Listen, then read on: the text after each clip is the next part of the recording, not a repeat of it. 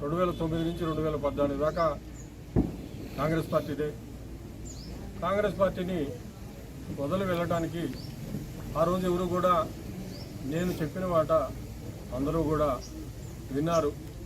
అందరం కలిసి ఆ రోజు ఆ పార్టీలోకి వెళ్ళాం.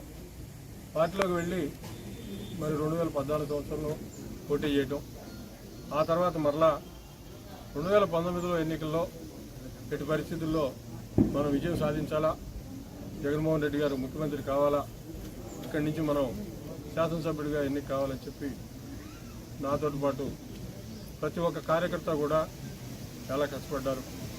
పార్టీని బాగా బలోపేతం చేసుకోవడం జరిగింది. మరి ఆ తర్వాత జరిగినటువంటి పరిణామాలన్నీ కూడా 2019 వచ్చేసరికి అవన్నీ కూడా మీకు తెలుసు. అయినప్పటికీ మరి నాయకుడు చెప్పినటువంటి మాట వినాలా, ఆయన మనకి శాసనమండలి సభ్యత్వం ఇచ్చి అట్లాగే మంత్రి పదవి కూడా ఇస్తానని చెప్పి చెప్పడం జరిగింది. మరి ఆ రోజు ఉన్నటువంటి పరిస్థితి అయితే నేను 2011 నుంచి దాదాపుగా మరలా ఉమ్మడి గుంటూరు జిల్లా విడదీసి పార్లమెంటరీ వేడిగా అధ్యక్షుల నియామకం చేసేటంత వరకు కూడా నేనే గుంటూరు జిల్లాకి అధ్యక్షుడిగా ఉండటం జరిగింది. గుంటూరు జిల్లా వ్యాపితంగా పార్టీ స్థాపించిన దగ్గర నుంచి ప్రతి నియోజకవర్గం కూడా 17 నియోజకవర్గాల్లో మరి అర్బన్ తీసేసుకుంటే గుంటూరు 15 నియోజకవర్గాలు కూడా నేను చాలా విస్తృతంగా జిల్లా అధ్యక్షుడిగా ఉన్నంత కాలం కూడా తిరిగి పార్టీని బలోపేతం చేయడానికి కృషి చేయడం జరిగింది. వైఎస్ఆర్ పార్టీలో ఉన్నటువంటి ప్రతి కార్యకర్త కూడా జిల్లా వ్యాప్తంగా నాకు అన్ని రకాలుగా సహాయ సహకారాలు అందజేశారు. జిల్లాలో ప్రతి ఒక్కళ్ళు కూడా నేనంటే అభిమానంగా ఉన్నారు. మరి 2019లో ఎట్టి పరిస్థితుల్లో పోటీ చేస్తాం, గెలుస్తాం అనేటువంటి వాతావరణంలో వేరే వాళ్ళకి టికెట్ ఇస్తానికి నాకు మంత్రి పదవి అని చెప్పి చెప్పడం జరిగింది. నాకు 4 గోడల మధ్యలో చెప్పడమే కాకుండా మరి ఇక్కడ చిలకలూరుపేట బహిరంగ సభలో కూడా ఆ విషయాన్ని ప్రకటించడం జరిగింది. అది ప్రజలకి డైరెక్ట్గా చెప్పడం జరిగింది. మీరు చిలకలూరుపేటని గెలిపించండి, చిలకలూరుపేటని గెలిపిస్తే రాజశేఖర్ అన్నని మంత్రిని చేస్తారని చెప్పి చెప్పడం జరిగింది. అప్పటిదాకా చిలకలూరుపేటలో ఉన్నటువంటి పరిస్థితి వేరు. ఆ మాట చెప్పిన తర్వాత చిలకలూరుపేటలో ఉన్నటువంటి పరిస్థితి వేరు. ప్రతి కార్యకర్త కూడా నాయకుడు చెప్పినటువంటి మాటని విశ్వసించడం జరిగింది. కష్టపడ్డారు, పనిచేశారు. ప్రజలందరూ కూడా వైఎస్ఆర్ కాంగ్రెస్ పార్టీ అధికారంలోకి వస్తుంది, జగన్మోహన్ రెడ్డి గారు ముఖ్యమంత్రి అవుతారు, ఇక్కడి నుంచి రాజశేఖర్ మంత్రి అవుతాడని చెప్పి ఉద్దేశంతో ఉన్నారు.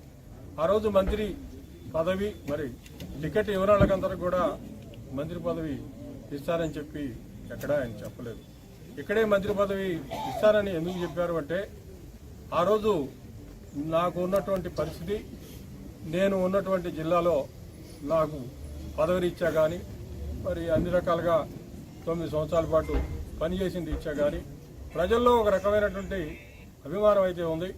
కార్యకర్తలందరూ కూడా నన్ను అభిమానిస్తూ ఉన్నారు. ఆ స్థాయి పదవి ఇస్తాను అంటే నాకు సీటు తీసేసినా ప్రజల్లో వ్యతిరేకత రాదు. ప్రజల్లో వ్యతిరేకత రాకుండా ఉండాలి అంటే మరి వీరికి ఒక సముచితమైన స్థానం కల్పించాలని చెప్పి ఆ రోజు ఆ ప్రకటన చేశారు. ఆ ప్రకటనని ప్రజలందరూ కూడా విశ్వసించారు. మంచి పదవి ఇస్తున్నాడు కదా, ఇంకా ఏముందా ఆయన చేసి అందరం కూడా వైసీపీకి చేద్దామని చెప్పి ఆ రోజు అందరూ కూడా చేయడం జరిగింది. చేసిన తర్వాత గెలవడం జరిగింది. గెలిచిన తర్వాత జరిగినటువంటి పరిస్థితులు, పరిణామాలు అన్నీ కూడా పూసగుచ్చినట్టుగా మరి గడిచిన 4 రోజులుగా మీడియాలో చూస్తూ ఉన్నాం. మొత్తం కూడా ప్రజలందరికీ కూడా అందరూ అదే రాస్తూ ఉన్నారు. ఉన్న వాస్తవం ఏదో అదే మొత్తం రాయటం జరిగింది. ఈ 4 సంవత్సరాల కాలంలో, 5 సంవత్సరాల కాలంలో 2019 నుంచి 24 దాకా ప్రతిసారి ఎమ్మెల్సీ ఎలక్షన్లు వచ్చినప్పుడల్లా మంత్రి పదవి అయిపోయింది. ఎమ్మెల్సీ ఎలక్షన్లు వచ్చినప్పుడల్లా నా పేరు రావటం, వాళ్ళు ఈసారి నీకే ఇస్తామని చెప్పి ఎవరో ఒకళ్ళు ఫోన్ చేసి చెప్పడం, పేపర్ల నిండా రాజశేఖర్ మంత్రి ఎమ్మెల్సీ పదవి వస్తుందని చెప్పి పేపర్ వాళ్ళు రాయటం. ఈ రకంగా 4 సంవత్సరాల పాటు చివరి సంవత్సరం దాకా ఇదిగో అదిగో అని చెప్పి ప్రతిసారి కూడా ఏదో చేయటం ఈ రకంగా చేసుకుంటూ వచ్చి చివరిలో ఇచ్చారు, ఎమ్మెల్సీ ఇచ్చారు. ఎమ్మెల్సీ ఇచ్చిన తర్వాత 24 ఎలక్షన్లు వచ్చినాయి. 24 ఎలక్షన్లో కూడా ఇక్కడ ఎవరిని పెట్టుకుంటున్నారో, ఎవరిని తీసేస్తున్నారో, ఇక్కడ ఉన్నాళ్ళని పెడతారో, అసలు నేను ఒకరిని ఇక్కడ ఉన్నాను సంప్రదించాలనేటువంటిది కూడా లేదు.